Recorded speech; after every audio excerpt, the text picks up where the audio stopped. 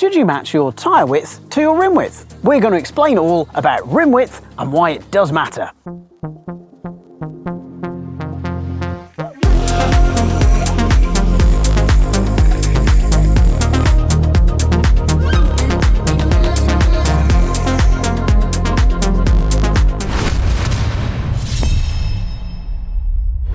Rim width numbers get talked about a lot, but why does it matter and what's it got to do with your tyres? Here on GMBNTech we ride FSA wheels, so we're going to be using them to explain the importance of matching rim and tyre widths. But before we do, just a little favour to ask, and that's if you can like and subscribe to the channel, because it helps us make really good content, just like this.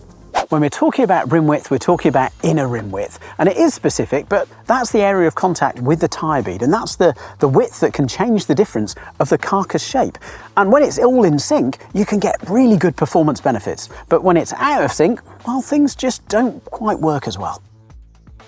With a wide tyre on a narrow rim section, we get a light bulb effect with the carcass. And that means that the carcass isn't supported. It's not working as it's designed to be.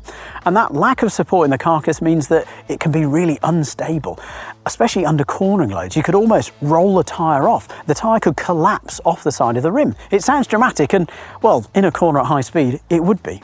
With a narrow tyre on a wide rim, we get a bell-shaped profile, and that puts extra load on the sidewalls of the tyre. It also means the tread lugs aren't engaging in the right point. It also means those sidewalls that are having to do more of the holding up are more exposed to trail detritus, and it means they're more likely to get punctured. There's less shock absorption as well because this profile shape is different, so you're more likely to bottom the tyre out, which could lead to pinch flats. It could also lead to more damage to the rim itself. When you match the tyre profile and the rim profile together, you get a product that's been optimised to work together, which sounds like I'm over-egging things, but everything that the tyre designer has done, from the carcass shape to the level of support that each carcass has to where those tread lugs are going to engage with the dirt, is just in the right spot. The profile is just nicely supported. The tread lugs are exactly where the tyre designer has meant them to be. It's optimised. Early alloy mountain bike rims were born of dumpster diving. Yeah, no, literally. Dumpster dived for old road alloy rims. And they were cut and shut and alloy mountain bike rims were born. And they were really good. They were much lighter, so the bike rode much better, but we were wedded to this narrow standard because, well, roadie tyres were really narrow. At the time, cross-country races and the industry's obsession was with lightweight, so we stuck with the skinny standards, and a brief status quo was born where cross-country racers ran really skinny tyres that felt fast, and while some downhill racers tried to find wider tyre options. The logic at the time, which was misaligned, was that hard tyres pumped up really high, possibly quite narrow, were faster, but that's not the case. In the mainstream, the status quo stayed the same, but an odd little evolutionary offshoot, fat bikes, popped up. Originally, they were designed to get maximum traction and maximum flotation on sand, on snow, and then, well, all terrains. And yeah, they weren't for everyone. The full traction, full float fatness wasn't for everybody, but it did open many minds as to that bigger tyres matched with bigger rims could offer more traction, more grit, and maybe a little bit less rolling resistance. An evolutionary branch grew off the fat bike tree. This was the plus bike. And it was a weird combination of fatter tyres and fatter rims, and they ran from roughly 2.6 to about 3 inch. So not quite full fat, but not normal. Now, you'll get a lot of people who will complain and say, well, that was just a pointless trend of mountain biking. It's a really good example of just rubbishness.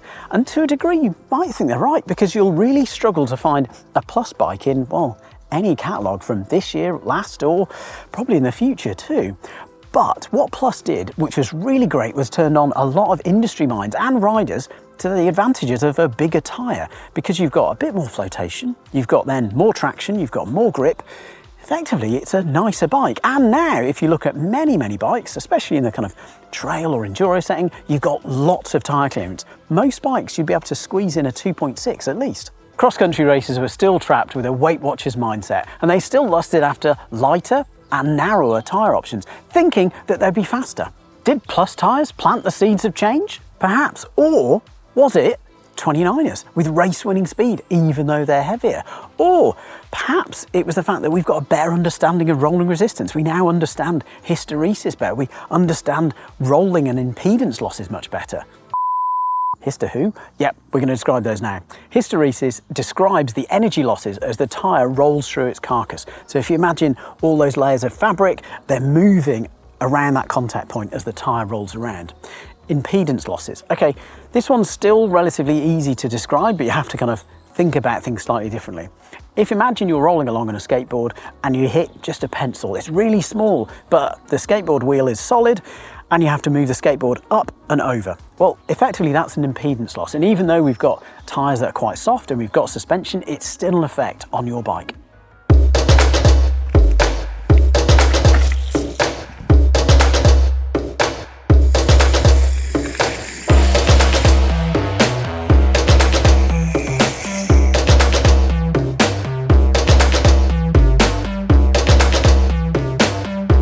Science aside, cross-country courses got a lot burlier, tougher, rougher, and much more demanding than a skinny semi-slick tyre could survive. So finally, the cross-country racers were brought into the light and embraced high-volume cross-country tyres.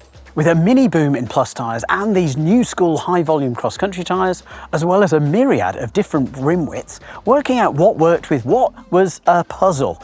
The industry slowly realised it needed to provide better guidance on, well, how to optimise performance with wider tyres for cross-country or for plus, and what worked with what from a safety perspective too. Enter the ETRTO! Yeah, that's the European Tyre and Rim Technical Organisation. It's a mouthful, but they've really helped. The ETRTO is a standards agency. It works with tyre manufacturers and rim manufacturers to provide guidance for them both to make a better product that fits together better.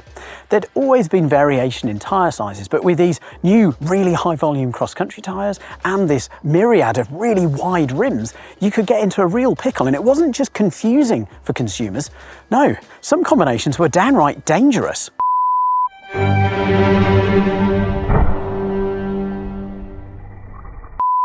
They've helped us all, the industry and us bikers, because they've provided some really good guidance as to what rims to use with certain tyre sizes. And it's really helpful. It means that we're going to get consistent tyre size on consistent rims. The standards are super detailed as well. There's 1 to 2 millimetre increments.